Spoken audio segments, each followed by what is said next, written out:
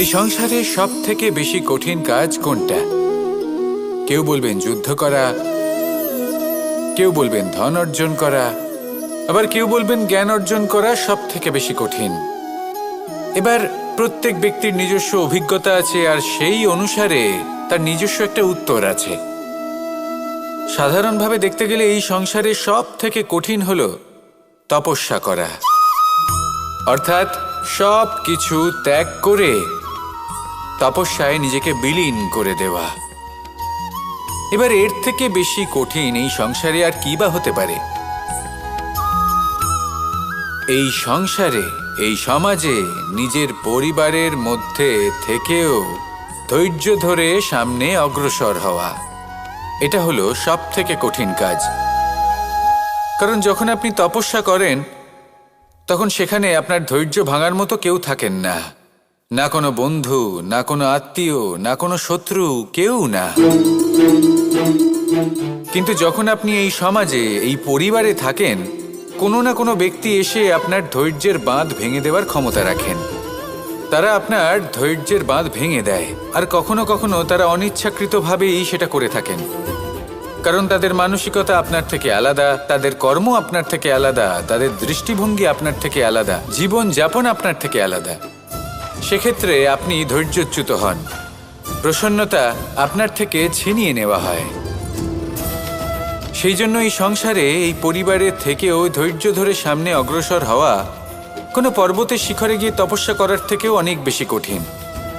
আর যে ব্যক্তি এই সমাজেই, এই পরিবারে, সেই সকল মানুষের মধ্যে থেকে গিয়েও ধৈর্য ধরে অগ্রসর হতে থাকেন, যারা এই কাজটা শিখে নিতে পারেন, তারাই কিন্তু জীবনে আনন্দ লাভ করতে পারেন।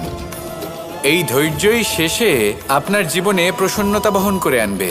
তাই ধৈর্য ধরে জীবনের পথে অগ্রসর হন, আর আমার সাথে ভালোবেসে বলুন, রাধা রাধা। এই জীবনে তিনটি গুরুত্বপূর্ণ শব্দ আছে যা বোঝা আমাদের কাছে খুব গুরুত্বপূর্ণ, এবং এই তিনটি শব্দের নিজস্ব অর্থ আছে। প্রথম হলো সঙ্গবদ্ধতা, অর্থাৎ একসাথে মিলে কাজ করতে হবে, একসাথে মিলে পরিশ্রম করতে হবে, সামনে এগোতে হবে। এরকম করতে পারলে আপনার শক্তি বৃদ্ধি পাবে, আপনার ক্ষমতা বৃদ্ধি পাবে, আপনি এগোতে পারবেন এবং অনেক দূরে যেতে পারবেন। দ্বিতীয় হলো আত্মবিশ্বাস। হেরে যাওয়া বস্তুও আবার জিতে নিতে পারবেন। যদি আপনার নিজের আত্মবিশ্বাস থাকে তাহলে আপনি কখনো পরাজিত হবেন না। এবং তৃতীয় হলো অহংকার। জয়লাভ করার পরেও কিন্তু এটা আপনাকে পরাজিত করতে পারে। সেই জন্য জীবনে সঙ্গবদ্ধ হন, আত্মবিশ্বাস রাখুন, কিন্তু কখনোই অহংকার করবেন না। এই অহংকার আপনার থেকে সব কিছু কেড়ে নিতে পারে। এই অহংকারের জন্যই মথুরাপতি কংস নিজের পতনের দিকে অগ্রসর হয়েছিলেন। এই অহংকারকে ত্যাগ করুন, আর আমার সাথে ভালোবেসে বলুন, রাধা রাধা। আমরা যখনই কোনো গাছের চারা রোপণ করি তখন সবার আগে পরীক্ষা করে দেখি যে যেখানে আমরা চারা রোপণ করতে চলেছি সেখানকার মাটি আদৌ উর্বর কি না, সেই মাটি সেই চারাকে বাড়তে সাহায্য করবে কিনা। যখন একটা চারা রোপণের আগে আমরা এত কিছু ভাবতে পারি, তাহলে কাউকে বিশ্বাস করার আগে আমরা কেন ভাবি না? জীবনে কখনো এই বিশ্বাসরূপী চারা কোথাও রোপণ করার আগে বোঝার চেষ্টা করুন যে যার ওপর আপনি বিশ্বাস করতে চলেছেন সে কি আদৌ আপনার বিশ্বাসের যোগ্য কি না। ভেবে দেখুন সেই ব্যক্তি ভবিষ্যতে গিয়ে আপনার বিশ্বাস ভাঙতে পারে কি না। এটাও ভেবে দেখুন যে যাকে আপনি বিশ্বাস করতে চলেছেন তাকে আপনি বিশ্বাস করলে নিজের জীবনের উদ্দেশ্যে আপনি অগ্রসর হতে পারবেন কি না। আর তার জন্য প্রয়োজন সঠিক সিদ্ধান্ত, পরখ করা, কোনটা উচিত কোনটা অনুচিত সেটা বোঝা। আর তাতে কিন্তু আপনি সন্দেহবাতিক হবেন না, তাতে আপনি আরো নিপুণ হয়ে উঠবেন। তাই যদি আপনি নিপুণ হয়ে উঠতে চান তাহলে বোঝার চেষ্টা করুন, পরখ করে দেখুন, কোনটা উচিত কোনটা অনুচিত বুঝুন। আর বিশ্বাস তখনই করুন যখন আপনি 100% নিশ্চিত হবেন যে সে বিশ্বাসের যোগ্য। আসুন আমার সাথে ভালোবেসে বলুন, রাধা রাধা। রাধা কখনো কখনো আমার জন্য বড়ই সুগন্ধি আতর নিয়ে আসে, পারিজাত ফুলের মালা নিয়ে আসে আমার প্রসাধন করবে বলে, এবং আমার সব থেকে বেশি প্রিয় মাখন নিজে হাতে বানিয়ে আনে আমাকে নিজে হাতে খাইয়ে দেবে বলে, সবকিছু আমাকে প্রসন্ন করবে বলে। কিন্তু আপনি কখনো ভেবেছেন যে এই আতর কিভাবে বানানো হয়? সহস্র ফুলের পাপড়ি একসাথে পিষে নিতে হয়, তারপরে তার থেকে যে রস নিঃসৃত হয় সেই রস দ্বারাই আতর তৈরি হয়। অনেক সংখ্যক ফুলকে অসীম যন্ত্রণা ভোগ করতে হয়, তবে তারা আমার প্রসাধন সামগ্রী হয়ে উঠতে পারে। দুধ থেকে মাখন তৈরি করার জন্য কতটা পরিমাণ মন্থন সহ্য করতে হয় সেটা আপনি জানেন। ঠিক সেই রকমই হলো আমাদের জীবনও। বিপদও আসে, কঠিন পরিস্থিতিও আসে, এর সম্মুখীন হতে শিখুন। মনে রাখবেন, আপনি হলেন সেই দুধ যাকে মন্থন সহ্য করতে হবে মাখন হয়ে ওঠার জন্য। মনে রাখবেন, আপনি হলেন সেই ফুলের মতন যাদের পিষ্ট হতে হবে সুগন্ধি আতর হয়ে ওঠার জন্য, যাকে এই সংসার পছন্দ করে। কখনো কখনো জীবনে আপনার সাথে খারাপ শুধুমাত্র এই কারণে ঘটে যাতে আপনার শ্রেষ্ঠ রূপ এই সংসারের সামনে আসতে পারে। শুধুমাত্র কঠিন পরিস্থিতি এবং বিপদকে একটা সুযোগ হিসেবে দেখার চেষ্টা করুন।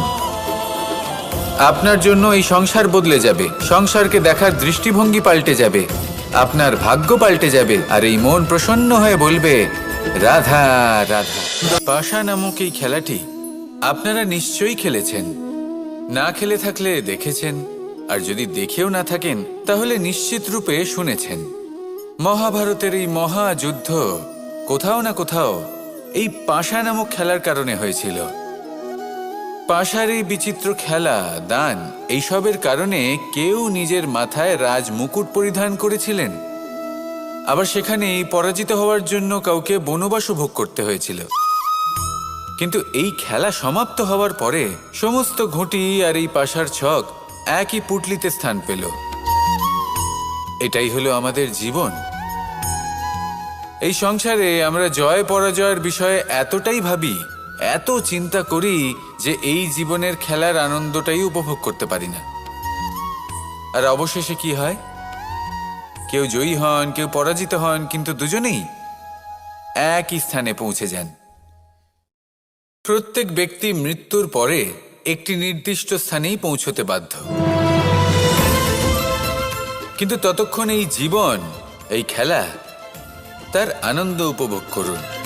এই সংসারে সেই ব্যক্তি শ্রেষ্ঠ স্থানে পৌঁছতে পেরেছেন যিনি এই সংসারকে প্রকাশ প্রদান করেছেন, যিনি কখনো জয় পরাজয় এ বিষয়ে ভাবেননি, শুধু এই জীবনের খেলার আনন্দ উপভোগ করেছেন।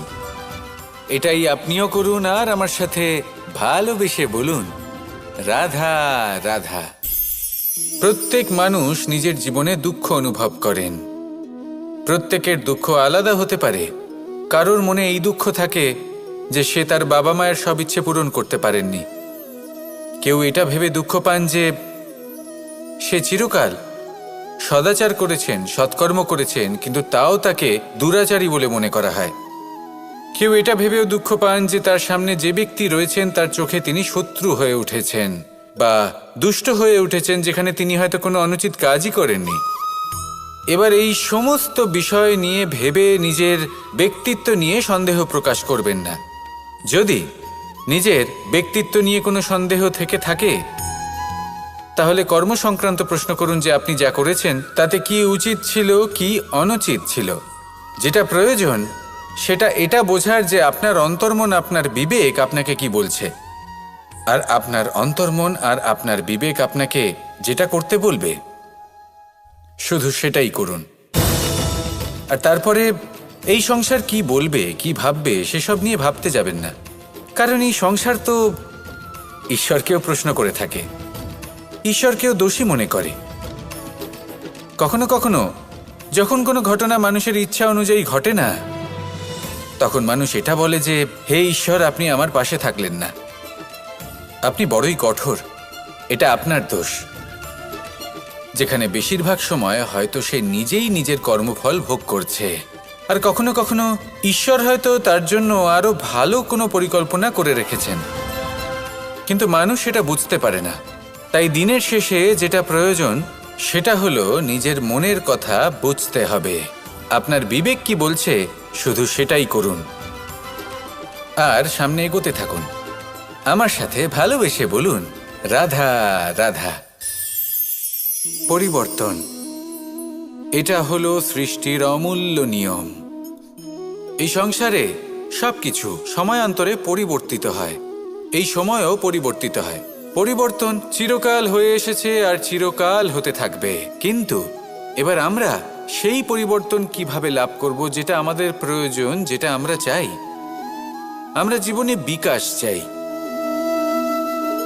এই বিকাশ কিভাবে লাভ করতে পারি? এই প্রকৃতি কিন্তু আমাদের অত্যন্ত উত্তম উদাহরণ দিয়ে বুঝিয়েছে। একটি বিন্দুর উদাহরণ দিয়েছে যা ভবিষ্যতে একটা বিশাল নদীর আকার ধারণ করে। এটা কিভাবে হয়? মেঘ থেকে একটি বিন্দু ঝরে পড়ে সেই পর্বতের ওপর যেখানে হিম আছে। সেই হিমের সংস্পর্শে আসা মাত্র সেই বিন্দুর সাথে আরও বেশ কিছু বিন্দু যুক্ত হয়। তারপর তারা অগ্রসর হয়, আরও কিছু বিন্দু যুক্ত হয়, আস্তে আস্তে একটা ক্ষীণ ধারার রূপ ধারণ করে এবং সেটাই ভবিষ্যতে আরও এগোতে থাকে। অনেকটা যাওয়ার পর যখন অনেক সংখ্যক বিন্দু একসাথে যুক্ত হয় তখন সেটা বিশাল নদীর আকার ধারণ করে। এবার আমরা মানুষ বলে আমাদের সাথে এই নিয়মের অন্যথা হয় তা নয়। আমরাও এই প্রকৃতির অংশ, আমাদের ক্ষেত্রেও একই নিয়ম প্রযোজ্য। যখন পরিশ্রম করে অনেক সংখ্যক বিন্দু আমরা একত্রিত করব তখনই পরিবর্তনের নদী প্রবাহিত হবে। প্রয়োজন হলো নিরন্তর পরিশ্রম করা এবং ধৈর্য ধরা। এটা করতে থাকুন, জীবনে সব কিছু লাভ করতে পারবেন, কারণ প্রকৃতি আমাদের এটাই শিখিয়েছে। আর আমরা এই ব্রহ্মরই একটি অংশ, যার দ্বারা এই ব্রহ্মাণ্ড নির্মিত। আসুন আমার সাথে ভালোবেসে বলুন, রাধা রাধা। কখনো এই প্রকৃতির দিকে তাকিয়ে থাকবেন। এই প্রকৃতি অনেক ধরনের শিক্ষা দেয়। কোনো একটা গাছকে দেখুন কিভাবে সে মাটি থেকে জল শুষে নেয়। সে ঝড় হোক বা হোক কড়া রোদ সব সহ্য করে এবং অবশেষে সে ফল ধারণ করে। আর সেই ফল উৎপন্ন করার পরে সে ফল কিন্তু সে নিজে গ্রহণ করে না, এই সংসারকে প্রদান করে, যাতে পশু পাখি মানুষ তারা এই ফল গ্রহণ করে শক্তিশালী হয়ে উঠতে পারে, সুস্থ থাকতে পারে। সেভাবেই নদী, সরোবর এরা নিজেরাও কিন্তু নিজেদের জল গ্রহণ করে না, মাটিকে প্রদান করে, পশু পাখিকে প্রদান করে। সূর্য নিজেও নিজের জন্য প্রজ্বলিত হয় না, সে প্রকাশ ছড়িয়ে দিতে চায় আমাদের সবার কাছে, সে আলো পৌঁছে দিতে চায়। এই প্রত্যেকের কর্মে পরমার্থ নিহিত আছে, আর সেই জন্যই এদের সকলকে পুজো করা হয়। তাই মনে রাখবেন, আপনার কাছে জীবন যাপনের অতিরিক্ত যা কিছুই আছে তা পরমার্থের জন্য। তাহলে তার সদ্ব্যবহার করুন আর আমার সাথে ভালোবেসে বলুন, রাধা রাধা। আমরা প্রত্যেকেই অবশ্যই এমন সময় দেখেছি যখন অনেকগুলো সমস্যা একসাথে আমাদের জীবনে এসে পড়ে। সমস্যা আমাদের প্রত্যেকের জীবনেই থাকে। আমরা তার সমাধান খুঁজতে চেষ্টা করি, কখনো সমাধান খুঁজে পাই, আবার কখনো যতই চেষ্টা করি না কেন কোনো সমাধান খুঁজেই পাই না। আর যখন এটা হয় তখন মানুষ অত্যন্ত বিচলিত হয়ে পড়েন। নিজের আত্মীয় স্বজন, নিজের বন্ধু বা সংসার এদের ওপরে এই দোষ চাপিয়ে দেন যে এদের জন্যই এই সমস্যা এসেছে। এবার যদি আমি আপনাকে কোনো পরামর্শ দিই তাহলে এটাই বলবো যে দৃষ্টিভঙ্গি পাল্টে দেখুন। এই দৃষ্টিভঙ্গি দিয়ে দেখুন যে এই সংসারে যে সমস্যায় আসুক না কেন তার জন্য কেউ দোষী নয়, না আপনি না অন্য কেউ। এই পুরো খেলাটাই আপনার মানসিকতা, আপনার দৃষ্টিভঙ্গির, আপনার মনের। কিভাবে বোঝাচ্ছি? যখন আমাদের মন শক্ত থাকে তখন কঠিন থেকে কঠিনতর পরিস্থিতিও আমাদের জীবনে খুব বেশি হলে প্রতিস্পর্ধা হয়ে থেকে যায়। সেখানে যদি আমাদের মন দুর্বল থাকে, তখন অল্প কঠিন পরিস্থিতিও আমাদের কাছে খুব বড় সমস্যা হয়ে যায়, তাই না? একটা শক্ত মন কঠিন পরিস্থিতিকে প্রতিস্পর্ধা হিসেবে দেখে আর তার মধ্যে ওটা সুযোগ খুঁজে নেয়। আমাদের শুধু এটাই করতে হবে। এই সংসারে অন্য কাউকে দোষী মনে করলে আপনার সমস্যা দূর হয়ে যাবে না।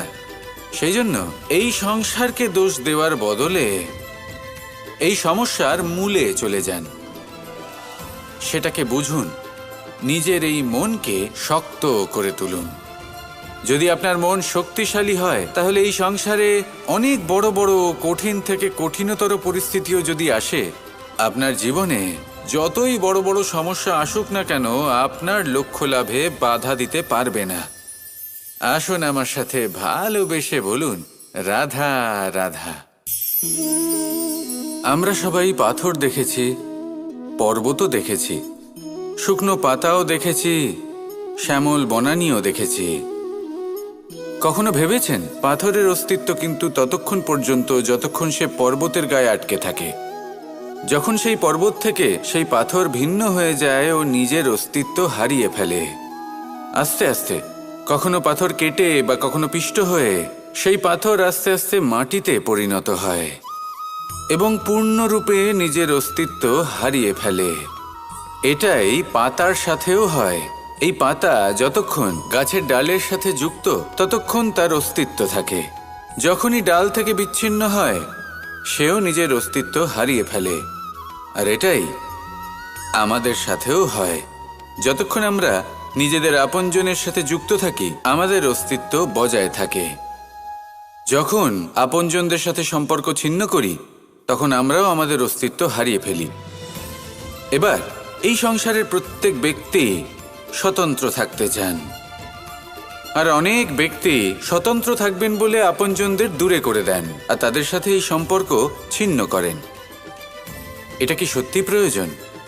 আপনজনদের সাথে সম্পর্ক ছিন্ন করে নিজের অস্তিত্ব হারিয়ে ফেলা প্রয়োজনীয়, নাকি আপনজনদের সাথে সম্পর্ক বজায় রেখে নিজেদের স্বতন্ত্র করে রাখা সেটা আবশ্যক?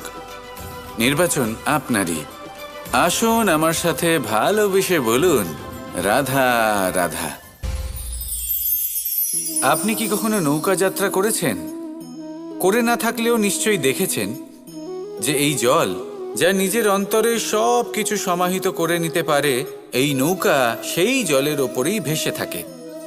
নদীর স্রোত কাটিয়ে সে সামনে অগ্রসর হয়। কিন্তু যদি এই নৌকায় কোনো ছিদ্র হয় তাহলে কিন্তু সেই নৌকা ডুবে যাবে। আর এতে কোনো তফাৎ হবে না যে সেই ছিদ্র ছোট নাকি বড়, নৌকা ডুবে যাবে। এই ছিদ্র হলো আমাদের জীবনে আমাদের অপগুণ, আমাদের দোষ, আমাদের বিকার। কখনো এটা ভাববেন না যে এই দোষ খুবই ছোট, এতে কিছুই যাবে আসবে না। না, সেই ছোট দোষ, সেই ছোট বিকার যদি সেটাকে শুধরে না নেন তাহলে সেটা আপনাকে আপনার পতনের দিকে নিয়ে যাবে। শেষ পর্যন্ত এটা আপনার ওপর নির্ভরশীল যে আপনি কি চান। আপনার জীবনের এই নৌকা এভাবেই ডুবে যেতে দেখবেন, নাকি নিজেকে শুধরে নিয়ে সেই নৌকার সেই ছিদ্রটাকে ভরিয়ে তুলতে চাইবেন? নির্বাচন আপনার। আসুন আমার সাথে ভালোবেসে বলুন, রাধা রাধা। জল, জলই পৃথিবীতে বেঁচে থাকার জন্য আবশ্যক তো বটেই, কিন্তু এই জল আমাদের একটা অত্যন্ত গুরুত্বপূর্ণ শিক্ষা প্রদান করে। কখনো এই জলকে দেখেছেন? যে পরিস্থিতিতেই এই জল প্রবাহিত হোক না কেন, এর উপর যা কিছুই প্রভাব থাকুক না কেন, এর পথে যতই বাধা আসুক না কেন, তার মধ্যে থেকে ও নিজের পথ ঠিক বের করে নেয়, কিন্তু নিজের প্রবাহ থামতে দেয় না, ক্রমাগত অগ্রসর হতে থাকে। সেরকমই একটা শিক্ষা যেটা আমরা জল থেকে পেয়ে থাকি তা হলো এটা, আমরা যখন জলের দিকে তাকাই তখন আমরা নিজের প্রতিবিম্ব দেখি, স্পষ্টভাবে দেখতে পাই। কিন্তু তখনই দেখতে পাই যখন এই জল শান্ত থাকে, স্থির থাকে। যদি এই জল অশান্ত হয়ে থাকে, স্থির না হয়, তাহলে আমরা এতে নিজের প্রতিবিম্ব দেখতে পাই না। এটাই আমাদের মনের সাথেও হয়ে থাকে।